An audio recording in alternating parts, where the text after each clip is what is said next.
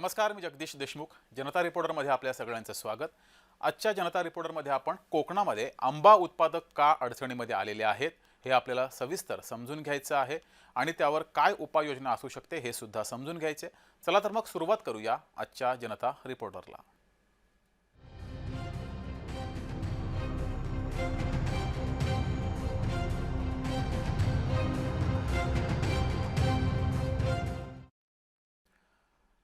कोकणचं अर्थकारण धोक्यात आलेलं आहे. फळांचा राजा हा संकटात आलेला आहे. निसर्गाच्या लहरीपणामुळे 90% आंबा पिकांचं नुकसान झालंय, तर युद्धजन्य परिस्थितीमुळे या संकटात अधिकच भर पडली आहे. त्यामुळे सरकारनं मदत करावी अशी मागणी आंबा उत्पादकांनी केली आहे. महाराष्ट्रात सुमारे 5 ते 6 लाख टन आंबा उत्पादित होतो.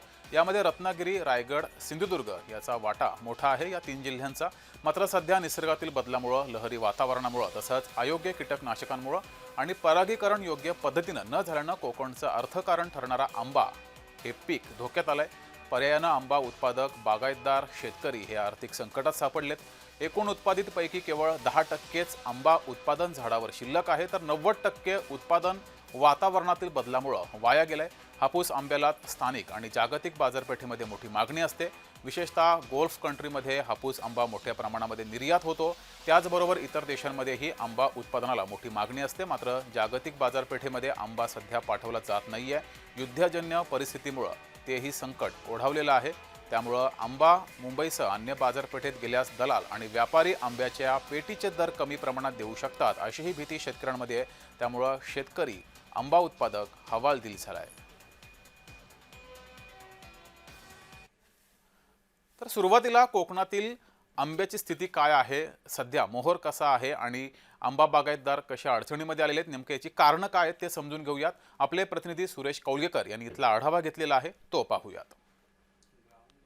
कोकणचं अर्थकारण हे आंबा उत्पादनावर अवलंबून असतं आणि मात्र सध्या बघितलं तर कोकणात हा आंबा आहे त्याचं उत्पादनच घटलेलं आहे. 90% उत्पादन घटलेलं आहे आणि त्यामुळे केवळ 5 ते 10% उत्पादन आहे ते राहिलेलं आहे. बघितलं तर मी एका आंबा बागेत आहे, तर बघितलं तर सध्या आंबा उत्पादक जे शेतकरी आहेत ते आपलं झाड इथलं जे आहे तो हलवत आहेत. कारण का जो मोहर आहे तो संपूर्ण गळलेला आहे, काळा झालेला आहे आणि त्या जो मोहर आहे त्याचा काही उपयोग नाही. अशा पद्धतीने हे शेतकरी बांधव हा आपणाला मोहर दाखवत आहेत. एक पूर्णतः हा जळून गेलेला मोहर आहे आणि याचा जो शेतकऱ्यांना काहीही उपयोग होणार नाही. त्यामुळे जे उत्पादन आहे ते पूर्णतः घटलेलं पाहायला मिळतंय. विशेष म्हणजे जो नर आहे तो नर जातीचा जो मोहर आहे तो आलेला होता. त्याचबरोबर मधमाशांचं जे परागीकरण असतं तेही कुठेतरी थांबलेलं पाहायला मिळतं आणि त्याचा जो थेट परिणाम आहे तो आंबा उत्पादनावर झालेला आहे. लहरी जे वातावरण आणि त्याचबरोबर जे आलेला फुलोरा हा योग्य पद्धतीचा नसल्यामुळे मोठ्या प्रमाणात आंबा उत्पादक शेतकरी सध्या अडचणीत आहे आणि त्यामुळे जवळजवळ आंबा उत्पादक शेतकरी हा आता सरकारकडे आर्त मागणी करतोय की आम्हाला आहे ती नुकसान भरपाई मिळावी आणि ही जी नुकसान भरपाई आहे ती भरघोस पद्धतीची मिळावी. शासनाकडे कृषी विभागाकडून आणि संबंधित विभागाकडून हा 90% नुकसानीचा जो अहवाल आहे तो गेलेला आहे. आता याच्यावर मुख्यमंत्री देवेंद्र फडणवीस आणि त्यांचं मंत्रिमंडळ काय निर्णय घेतं हे पाहावं लागेल. त्याचबरोबर केंद्राकडेही मोठ्या प्रमाणात जी मागणी आहे ती होताना दिसते. म्हणजे केंद्राकडूनही जी नुकसान भरपाई आहे ती मिळावी आणि शेतकऱ्यांचे 7-12 कोरे करावेत अशी मागणी आहे ते केलेली पाहायला मिळते. सुरेश कौलगेकर, जय महाराष्ट्र, वेंगुर्ले, सिंधुदुर्ग.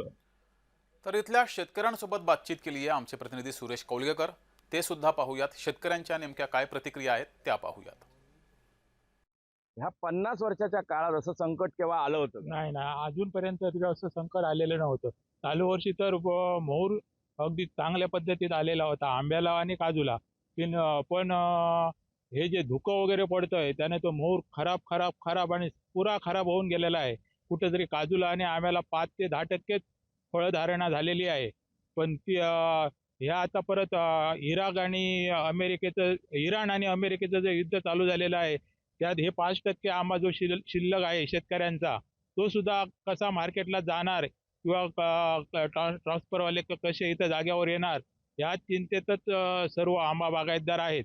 आणि इतर आंबा बागायतदारांनी सुद्धा बँकेचे लोन काढलेलं आहे, कीटकनाशक उधारी खरेदी केलेली आहेत, त्यांचं सुद्धा पेमेंट कसं होणार आहे या चिंतेतच सर्व शेतकरी आहेत. आणि त्यातच परत त्या 5%तनं कुटुंब कसं चालणार, खतं आहेत, परत पुढच्या वर्षाची तयारी आहे. यात शासनाने याचा पूर्ण विचार करून योग्य तो निर्णय घेणे जरुरीचं आहे. शेतकऱ्यांचे फार जोरदार हाल होत आहेत आणि ते पीक येतं ते हातात मिळण्याची देखील शक्यता नाही. हे वातावरण धुकं पडतं तशात आणखी हे पावसाचं वातावरण त्याच्यामुळे हे शेतकऱ्याच्या हातात जो माल आहे तो त्यांना ह्याच्यापर्यंत गिरायकापर्यंत जाईपर्यंत महा कठीण आहे. इथे वाहतुकीसाठी येणारी जी इंधनं वगैरे आहे त्याच्यासाठी गाडी येऊ शकत नाही आणि माल इथेच पडून राहणार आहे. हे सगळं युद्धामुळे खूप मोठा ह्या देशाची हानी म्हणजे आणि ह्याची होती जी शेतकऱ्यांची फार मोठी हानी झालेली आहे. आज जर बघितलं तर आंब्यासाठी आणि काजूसाठी जे आज कीटकनाशके आहेत ते आम्हाला असं वाटतंय ह्यात आंब्यासाठी आणि काजूसाठी ते कीटकनाशक नाही. कारण इतरत्र फळं आहेत त्या फळांचा सुद्धा तो आंब्यावर आणि ह्याचा असा म्हणजे खरं तर बघितलं तर याच्यावर खरोखरच शास्त्रज्ञांनी पूर्ण आधी अभ्यास केला पाहिजे. वस्तुस्थिती बघितलं तर गेल्या 2-4 वर्षात तुडतुड्याचं थ्रिप्सचं प्रमाण वाढलंय, पण एकाही आज औषधाला तो आज दाद देत नाही. म्हणजे ही जी वस्तुस्थिती आहे ती कुठल्याच औषधाला म्हणजे याच्या मागे कुठेतरी बोगस औषधं आहेत. हे जे कोकणात आलेलं आंबा उत्पादकांना संकट हे 50 वर्षानंतर पहिल्याच आल्याच्या ज्या भावना आहेत त्या शेतकऱ्यातून व्यक्त होताना दिसत आहेत. सुरेश कौलगेकर, जय महाराष्ट्र, वेंगुर्ले, सिंधुदुर्ग. तर नुकताच आंबा उत्पादक शेतकऱ्यांनी शेतकरी नेते राजू शेट्टी यांच्या नेतृत्वाखाली मोर्चा काढला होता. राजू शेट्टी यांनी नेमकी काय मागणी केलेली आहे ती पाहूयात. 23 तारखेपर्यंत म्हणजे 10 दिवस शासनाची वाट बघायचं ठरवलेलं आहे. त्या 10 दिवसामध्ये जर का सरकारनं काही ठोस निर्णय घेतला नाही, आम्हाला चर्चेला बोलवलंच पाहिजे असा आमचा आग्रह नाही. आम्ही सरकारच्या निर्णयाकडे वाट बघू आणि ज्या आमच्या मागण्या आहेत त्या सकारात्मक घेऊन त्या पद्धतीने निर्णय घेतला तर प्रश्न नाही. अन्यथा 23 मार्चला सकाळी 10 वाजल्यापासून मुंबई गोवा राष्ट्रीय महामार्ग बेमुदत आम्ही रोखून धरणार असा इशारा सरकारला दिलेला आहे. तर जिल्ह्याचे पालकमंत्री नितेश राणे आणि आंबा निर्यातदार आणि शेतकरी भूषण नाबर यांनी सुद्धा या संदर्भात प्रतिक्रिया दिलेल्या आहेत, त्याही पाहूयात. आंबा जिथे 300, 400 पेट्या बाहेर यायच्या तिथे आज 5, 10 पेट्या पण निघत नाहीये. आणि म्हणून ही सगळी परिस्थिती शासन म्हणून प्रशासन म्हणून आम्ही खुल्या डोळ्याने पाहिलेल्या आहेत. आमच्या आंबा बागायतदारांच्या ज्या व्यथा आहेत, जे कधीच कोणाकडे हात पसरत नाही, कधीच काय मागत नाही, ते आज व्यथित आहेत. कारण का जी काय परिस्थिती आहे ती निसर्गामुळे आहे. जी काय कीड निर्माण झाली आहे, थ्रिप्स सारखा कीड आहे, उपलब्ध असणारी औषधं जी आहेत ती त्या कीड जी लागलेली आहे, रोग जो लागला आहे त्याच्यावर कामच करत नाही. आणि म्हणून ह्या सगळ्या परिस्थितीवर सरकार म्हणून आम्ही त्यांच्याबरोबर उभं राहणं हे आमचं कर्तव्य आहे. आणि त्यासाठी आज आम्ही आमदार, मंत्री, प्रशासन म्हणून आम्ही का मंत्रालयामध्ये बसतो, का विधिमंडळात बसतो, की ह्या आमच्या लोकांना आम्ही आधार दिला पाहिजे, संकटामध्ये त्यांच्याबरोबर उभं राहिलं पाहिजे. ह्याचसाठी आम्ही त्यांचे सेवक म्हणून तिथे बसतो. आणि म्हणून ही सगळी परिस्थिती मी आहे, जिल्हाधिकारी मॅडम, कृषी अधीक्षक सगळेच आमचे अधिकारी माझ्या बरोबर आहेत. आणि आज ही परिस्थिती पाहिल्यानंतर शासनाशी, मुख्यमंत्री कार्यालयाशी योग्य पद्धतीने माहिती तिथे पोहोचवणं, जशी मागणी जास्तीत जास्त मदत. जनरली एक्सपोर्ट हा एप्रिलच्या दुसऱ्या 15 आठवड्यात शक्यतो 20 एप्रिल नंतरच मोठ्या प्रमाणात चालू होतो. त्यापूर्वी जनरली एक्सपोर्ट होत नाही. एक्सपोर्टसाठी बल्क क्वांटिटी अवेलेबल व्हायला लागते. त्याच वेळेला चांगल्या क्वालिटीचा आंबा जास्त प्रमाणात मिळू शकतो. आता 10 फेब्रुवारी ते 20 एप्रिल म्हणजे 10 मार्च ते 20 एप्रिल साधारण 40 दिवसांचा मध्ये कालावधी आहे. तेवढा काळ युद्ध चालेल असं वाटत नाही. आणि माझ्या मते ह्या वर्षी आंबा देखील एवढा कमी आहे की आंबा एक्सपोर्टसाठी मिळण्याची शक्यता कमी. आंबा देशाला नाही, महाराष्ट्राला सुद्धा पुरणार नाही अशी हापूस आंब्याची कंडिशन आहे. तर आंबा बागायतदारांचं नुकसान होत आहे, भरपाईसाठी पॅकेज द्या अशी मागणी नारायण राणे यांनी केलेली आहे. एक्स पोस्ट करत त्यांनी ही मागणी केली आहे, ती पाहूयात. तर नारायण राणे यांनी काय नेमकी मागणी केली आहे पाहूया. सततच्या हवामानातील बदलामुळे आंबा पिकांचं नुकसान होत आहे. फुलधारणेच्या काळामध्ये वाढलेली आर्द्रता आंबा पिकासाठी धोकादायक ठरतीये. अनेक बागांमध्ये आंब्याला आलेला मोहर सुकलाय, जळून गेलाय. यावर्षी आंब्याचं उत्पादन सुमारे 85 ते 90% कमी होऊ शकतं असंही त्यांनी म्हटलंय. हजारो शेतकरी उपजीविकेसाठी पूर्णपणे आंबा पिकावर अवलंबून आहेत. त्यामुळं बाधित आंबा शेतकऱ्यांना विशेष आर्थिक मदत पॅकेज द्यावं अशी मागणी नारायण राणे यांनी केली आहे. सिंधुदुर्ग जिल्ह्यातील आंबा बागायतदारांना नुकसान भरपाई मिळावी अशी ही मागणी नारायण राणे यांनी केली आहे. तर आपल्यासोबत शेतकरी न्याय हक्क संघटनेचे अध्यक्ष संजय गावडेजी आणि ठाकरे गटाचे माजी आमदार वैभव नाईकजी सुद्धा जोडलेले आहेत. संजयजी यांच्याकडे जाऊच, मात्र सुरुवातीला वैभव नाईक यांच्याकडे जाऊया. वैभवजी, हाच प्रश्न जर पश्चिम महाराष्ट्र, विदर्भ, मराठवाड्यामध्ये असता तर तिथले राजकारणी मोठ्या संख्येने रस्त्यावर उतरले असते आणि लवकरात लवकर मदत करावी अशी मागणी केली असती. कोकणामध्ये इतका मोठा संकट आहे, आंब्यावर संकट आलेलं आहे, 90% पीक वाया जाण्याच्या स्थितीमध्ये आहे. अशा पार्श्वभूमीवर राजकारणी मात्र कुठेच दिसत नाहीयेत. नाही, आपण म्हटलं ती अत्यंत खरी परिस्थिती आहे. याआधी तोक्ती वादळ जे कोकणात झालं होतं तेव्हा उद्धव बाळासाहेब ठाकरे मुख्यमंत्री होते. कायद्याच्या बाहेर जाऊन लोकांना मदत झाली आणि त्यामुळे मच्छीमार शेतकरी त्यावेळी त्यातनं उठले. आपल्याला असेल की आंब्याचं नुकसान झालं, झाडं पडली, त्या 30,000 रुपये काही झाडाला दिलेले आहेत. आणि ह्या संदर्भात आता आपण बघताय की आमचा हंगाम खरं तर जानेवारी पासून सुरू होतो आणि जानेवारी पासून शेतकऱ्यांची चळवळ सुरू आहे की यावर्षी तुम्ही आमचं, कारण शेतकऱ्यांना कळतंय नोव्हेंबर डिसेंबर पासून मोहर येतात, त्याची फवारणी चालू असते, जानेवारीमध्ये फवारणी करतात. परंतु त्यावेळी त्याच्या लक्षात आलं की ही फवारणी करून सुद्धा हा मोहर टिकत नाहीये आणि म्हणून त्यावेळी शेतकऱ्यांनी कृषी विभागाकडे, सरकारकडे, एकमेकाच्या संघाकडे या सगळ्या मागणी केली होती. परंतु सरकार एकदम झोपलेलं आहे, निद्रावस्थेत सरकार आहे. आज पण एवढं आंदोलन होऊन सुद्धा सरकारने अजूनही पंचनाम्याचे आदेश दिले नाहीत. मदत मिळेल तो नंतरचा प्रश्न आहे, परंतु वस्तुस्थिती पंचनामे तर केले पाहिजे की नाही. आता फक्त 90% नुकसान हे नजर पाहणी नाही, म्हणजे कृषी विभागाने 5-10 बागेत गेले, पाहणी केली आणि नजर हिने 90% नुकसान झालं असं शासनाला कळवलंय. परंतु सरकारने सुद्धा शासनाला कळवलं, शासनाने त्याचे नुकसान झालंय, सरकारचे अधिकारी म्हणतायत तर आता नुकसानसाठी पहिले पंचनाम्याची परिस्थिती केली पाहिजे. बरोबर. परंतु अजूनही सरकारने पंचनाम्याचे आदेश दिले नाहीत. दुर्दैवाने कालचं बजेटचं अधिवेशन झालं. आता बघितलं असं की आपण म्हटलं तसं की काही दिवसापूर्वी उसाला जेव्हा मावा पडला होता त्यावेळी सरकारने हेक्टरी मदत केली होती. संत्र्यांना 5-6 वर्षापूर्वी संत्र्यांना जेव्हा हे झालं होतं तेव्हा पण सरकारने हेक्टरी मदत केली होती आणि ती अर्थसंकल्पीय अधिवेशनाच्या बजेटमध्येच केली होती. आज अर्थसंकल्पीय अधिवेशन झालंय.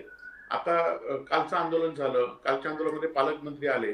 जे पालकमंत्री आदल्या दिवशीपर्यंत सांगत होते लोकांना की तुम्ही मोर्चाला जाऊ नका, जे मोर्चाला जातात त्यांची बँकेची, आता संजय गावडे आहेत त्या मोर्चाचे जे समन्वयक आहेत ते स्वतः आहेत, त्यांना विचारा की जे मोर्चाला जातील त्यांच्या बँकेच्या नोटिशी आल्या होत्या. काही लोक मोर्चाला जाऊ नका म्हणून सांगत होते, परंतु हे सगळं नाकारून ठुकारून सुद्धा, कारण शेतकऱ्यांच्या पोटावरच आलंय आणि जेव्हा शेतकऱ्यांच्या पोटावर येतंय, तुमच्या आमच्या पोटावर तेव्हा आपण कोणाला ऐकत नाही. तसं काल शेतकरी कुठल्याही दबावाला बळी पडले नाहीत आणि सिंधुदुर्ग जिल्ह्याच्या शेतकऱ्यांचा इतिहासामध्ये एवढा मोठा पहिल्यांदाच मोर्चा आला. त्यामध्ये मोर्चामध्ये पक्ष असं कुठलं नव्हतं, कारण शेतकऱ्यांचा विषय होता. त्यामध्ये पालकमंत्री आले, त्यांनी आपल्यावरचा रोष कमी करण्यासाठी त्या ठिकाणी आले. परंतु आमची पालकमंत्र्यांनी विनंती की ह्यामध्ये आम्ही सुद्धा कुठलं राजकारण करणार नाही. तुम्ही नुसती बैठक लावून नुसतं आम्हाला एखाद्या अधिकाऱ्याला आज सांगितलं की मगाशी तुमचं मी ऐकत होतो त्यांची की कृषी अधिकाऱ्यांना जिल्हाधिकारी मी आमच्या सोबत आहेत आणि काल त्यांनी भाषणात सांगितलं होतं की कृषी अधिकारी आणि शासकीय अधिकारी गेंड्याच्या कातडीचे आहेत आणि ते ह्या गोष्टी बघत नाहीत किंवा ह्या गोष्टीमध्ये त्यांचं सहकार्य नाही, त्यांना आपल्याला नीट करावं लागेल. जी म्हणजे वैभवजी, शासनामध्ये मी तुम्ही येतो पुन्हा तुमच्याकडे, तुम्ही असेच जोडलेले राहा. संजय गावडेजी सुद्धा आहेत. संजयजी, वस्तुस्थितीतल्या शेतकऱ्यांनी आता सांगितलेली आहे की गेल्या 50 वर्षामध्ये असं संकट आलं नव्हतं, 90% पिकांचं नुकसान झालेलं आहे. नेमकी काय तिथली वस्तुस्थिती आहे? सध्या साहेब असं झालेलं आहे की सिंधुदुर्ग जिल्ह्यामध्ये हम्म, जवळजवळ आंबा हम्म, हा जवळजवळ 25,935 हेक्टर हे क्षेत्र आंब्याखाली आहे हम्म, आणि काजू खाली जवळजवळ 18,000 क्षेत्र हे काजू खाली आहे. हम्म, एकूण जर बघायला गेलं तर आंबा सिंधुदुर्ग रत्नागिरीमध्ये जर बघायला गेलं तर एक लाख हेक्टर क्षेत्र हे आंब्याखाली येतं हम्म, आणि ह्यामध्ये जवळजवळ 10 ते 15% आंबा शिल्लक राहिलेला आहे. पूर्णपणे हवामानातील बदलामुळे आज पूर्णपणे आंबा मोर म्हणजे चांगला पण आलेला, परंतु तो पूर्ण नष्ट झाला. हवामानामध्ये बदल असू देत किंवा जे खास प्रकार असतो हा खास प्रकार पडल्यामुळे संपूर्ण आंबा मोर जळून खाक झाला आणि शेतकऱ्यांच्या हाती म्हणजे 10-15% आंबा शिल्लक आहे. त्याच्यासाठी 20-25 फवारणी शेतकऱ्यांनी केल्या. हो रात्र त्याच्यासाठी झटतात, कष्ट करतात. एकतर कामगार उपलब्ध असतात, नेपाळमधून कामगार मागवतात, बिहार, युपी मधून कामगार मागवतात हम्म, आणि त्यांचा आजची अशी परिस्थिती आहे की त्यांना आपण पैसेही देऊ शकत नाही अशी परिस्थिती आहे. हम्म, एवढं हे हेक्टर क्षेत्र बाधित झाल्यामुळे जवळजवळ कोकणातून म्हणजे हा कोकणातून जवळजवळ मला वाटतं 1200 ते 1500 कोटी रुपये हे शासनाला परतीचे चलन मिळतं. म्हणजे जे काय आंबा बरं, एक्सपोर्ट होतो हम्म, त्याच्याबरोबर पल्प एक्सपोर्ट होतो. त्याच्यामुळे एवढं शासनाला एवढी मोठी रक्कम शासनाच्या पदरात केंद्र सरकार राज्य सरकारच्या पदरात पडेल. एनडीआरएफ असू दे, एसडीआरएफ असू दे, मला वाटतं महाराष्ट्र शासनाने सर्वप्रथम एनडीआरएफ कडे ही मदतीची जी काही मदतीची मागणी केली पाहिजे ती अद्यापपर्यंत केली नाही. एसडीआरएफ म्हणजे राज्याचं जे काही पथक आहे त्यांनी अजून कुठे काही निर्णय घेतलेला नाही. म्हणजे काय या सरकारचं नेमकं मनात काय काय चाललंय काय आहे हेच कळत नाही. सरकारकडे पैसा नाही का? मग तुम्ही म्हणताय मग तो जीएसटीच्या स्वरूपात एवढा पैसा जमा होतोय.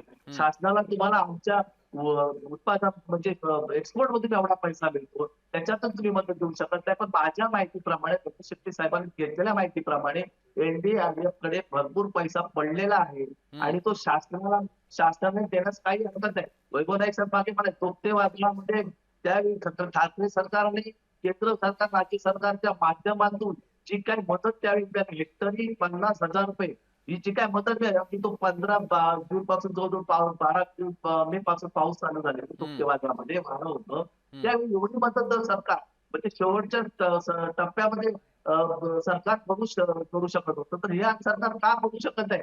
हा आक्रोश ठीक आहे. मोर्चा झाला. आम्ही वेंगुर्ल्यामध्ये मोर्चा निघाले आणि कालचा जो मोर्चा होता तो मोर्चा एवढा एवढा जनप्रतिसाद झाला, एवढा कडक ऊन असूनही एवढे शेतकरी सामील झाले आणि ते शेतकऱ्यांना त्या ठिकाणी रोखण्याचा प्रयत्न केला गेला हम्म, तरी शेतकरी सामील झाले. ठीक आहे. शेतकऱ्यांनी राजू शेट्टी साहेबांच्या नेतृत्वाखाली मोर्चा काढला. राजू शेट्टी साहेब हे खासदार होते, तर हा मोर्चा आमदार होता, होते त्यामुळे आता आणि सरकार दरबार ही मागणी जाईलच. आपण सुद्धा तो प्रयत्न करू. संजयजी, तुम्ही असेच जोडलेले राहा. वैभवजी, एका शेतकऱ्याने व्यथा सांगितली की जे औषध आहे ती फवारणी केल्यानंतर काहीच परिणाम त्या रोगावरती होत नाही. हे कृषी विभागाचं अपयश नाहीये का? खरं तर कृषी विभागाचा ह्या कुठल्याच गोष्टीवर जी औषधं आता बाजारामध्ये येत आहेत हम्म, तुम्हाला आश्चर्य वाटेल एकेका औषधाचा लिटरचा दर हा 30,000 रुपये आहे. हम्म, 30,000 40,000 रुपये दर आहेत. त्यातल्या 4 कंपन्यापैकी 3 कंपन्या ह्या मल्टीनॅशनल आहेत. बरं, म्हणून त्याच्यावर शासनाचा कुठलाच हे नाही. शेवटी शेतकरी काय म्हणतायत की एकदा म्हणजे मोहर आल्यानंतर तो टिकला पाहिजे म्हणून शेतकरी त्या मोहरावर फवारणी करत राहतात आणि मग ही बिलं 5-5 4-4 लाख रुपये बिलं त्यांना औषधाची मिळतात. म्हणजे शेतकऱ्या खरं तर ह्या अशी गेल्या 5-10 वर्षामध्ये एकही कंपनीला म्हणजे तक्रार केली आहेत. गेल्या वर्षी पण तक्रार झाली होती की हम्म, ही बोगस निघाली आहेत म्हणून हम्म, फवारणीची. तरी पण एकाही याच्यावर कंपनीवर कृषी विभागाने अन्न औषध प्रशासनाने कुठलीही कारवाई केली नाही.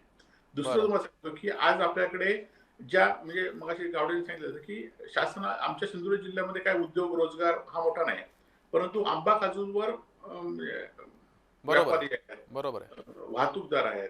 आज आम्ही स्वतःहून पहिल्यांदा एजंट थ्रू आंबा जायचा, आता स्वतःहून लोक पोच करतात आंबा. हम्म, औषध फवारणी आहेत, खत आहेत, त्यातनं लागणारं म्हणजे जून पासून 12 महिने काम या आंबा काजूमुळे मिळत असतं. बरोबर. त्याच्यावर प्रक्रिया करणारे उद्योग झाले, वेगवेगळे काजूवर प्रक्रिया करणारे उद्योग आहेत, आंब्यावर प्रक्रिया करणारे हो. उद्योग. आणि त्यामुळे आज जर आम्हाला नाही सावरलं ना तर आम्ही पुन्हा कधी या जिल्ह्यामध्ये 4-5 वर्ष आम्ही मागे जाऊ. अनेक शेतकऱ्यांना आत्महत्या करण्यास प्रवृत्त आपण करू. त्यामुळे सरकारची मला कळकळीची विनंती आहे की सरकारने यावेळी ह्या सगळ्या गोष्टीचा विचार केला पाहिजे. कित्येक वर्ष परकीय चलन हे आंब्यामुळे मिळालं आहे. आंब्यामुळे हापूस आज महाराष्ट्र काय उत्पादनामध्ये उत्तर प्रदेश, कर्नाटक हे उत्पादनामध्ये जास्त आहेत, परंतु ह्या हापूसमुळे महाराष्ट्राची संपूर्ण देशात, राज्यात, जगामध्ये एक इमेज तयार झालेली आहे, ओळख आहे. तर ओळख आपल्याला आहे आणि त्याचा फायदा सुद्धा बऱ्याच वेळा झालेला आहे. वैभवजी असेच जोडलेले राहा. संजयजी, सरकारी मदत तर मिळाली पाहिजे, त्यासाठी प्रयत्न सुद्धा होतील. या व्यतिरिक्त शेतकऱ्यांनी आता यापुढे पुढच्या 2-3 महिन्यामध्ये नेमकी काय काळजी घ्यायला हवी आहे? काळजी घेण्यासारखं राहिलेलंच नाही. काय केलेलं आहे हवामानानं आता सध्या एवढं खान म्हणजे धुकं पडतं ना, त्याच्यामुळे सध्याचा आंबा टिकेल की नाही अशी परिस्थिती सध्या आहे. म्हणून आम्ही सरकारकडे मागतोय की आम्हाला हेक्टरी तुम्ही आंब्यासाठी 5 लाख रुपये द्या, काजूसाठी 3 लाख रुपये द्या. परंतु आश्वासनांच्या पलीकडे काहीच मिळत नाहीये. आणि त्या सभागृहामध्ये खास तुम्ही त्याच्या आंब्याच्या याच्यावरती आंबा काजू नुकसानवर चर्चा झाली पाहिजे गेली होती, ही अजून होत नाही. फार गंभीर म्हणजे दुःखदायक आमच्यासाठी, शेतकऱ्यांसाठी दुःखदायक बाब आहे. तुम्ही काल आमच्या मोर्चामध्ये पालकमंत्री साहेब आले आणि त्यांनी म्हणजे सकारात्मक आहोत आश्वासन देत आहे. मग तुम्ही का त्याच्यामध्ये चर्चा होत आहे? का त्याच्यामध्ये मुख्यमंत्री साहेब, फलोत्पादन मंत्री असू दे, मदत निधी मंत्री असू दे, हे सगळे का निर्णय घेत नाहीये? काय एवढा कोकणच्या तुम्ही लोकांवरती चिडून बसला? म्हणजे एवढी तुम्हाला सत्ता तुम्ही ह्या कोकणची तुम्हाला दिली, एवढे आमदार निवडून दिली आहे, मग तुम्ही या बाबतीत का गंभीर होत नाही? आज जर परिस्थिती पाहिजे एवढं उत्पादन घटूनही आज शेतकरी आत्महत्येकडे जात नाही. म्हणजे तुम्ही आत्महत्या गेल्या पाहिजेत का अशा पण मानसिकतेमध्ये आलात का तुम्ही? मी तुम्हाला साहेब 21 तारीखचं जे उद्याचं 23 तारीखचे जे आंदोलन असेल ना, त्याच्यामध्ये काय होईल हे सांगता येत नाही. कारण आम्ही तर मागे हटणार नाही, कारण आम्हाला पुन्हा खात्री झालेली आहे की सरकार प्रत्येक वेळी समाजाचं आंदोलन मोडीत काढण्याचं काम करतं. कालही तसा प्रकारचा प्रयत्न झाला, असं आमच्या आंबा व्यापारी संघटनेतून चर्चा त्याच्यामध्ये झाली की असं की तुम्ही हॅक करण्याचा प्रयत्न करता, पण एकही शेतकरी हल्ला नाही शेवटपर्यंत. शेवट राजू शेट्टी साहेबांनी शेवटपर्यंत जेव्हा आव्हान करत होते तोपर्यंत एकही शेतकरी हल्ला नाही. आणि सर्वजण एवढ्या मानसिकतेपर्यंत तुम्ही का पोहोचवताय? तुम्ही आम्हाला कालचा मोर्चा का काढायला लावलाय? तुम्ही 23 तारीखचं आमचं आंदोलन होण्याची तुम्ही का वाट बघताय? ही वाट त्याआधीच सरकारनं भूमिका घेणं गरजेचं आहे.